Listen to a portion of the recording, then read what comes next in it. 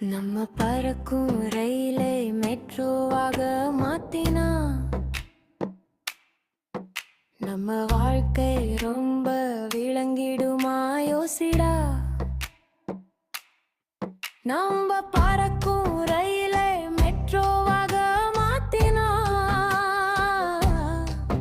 நம்ம வாழ்க்கை ரொம்ப விளங்கிடுமா? யோசிடா. அஞ்சுவோம் ஆகாய விமானம் போல பறக்கும் ரயிலில் போவோம்.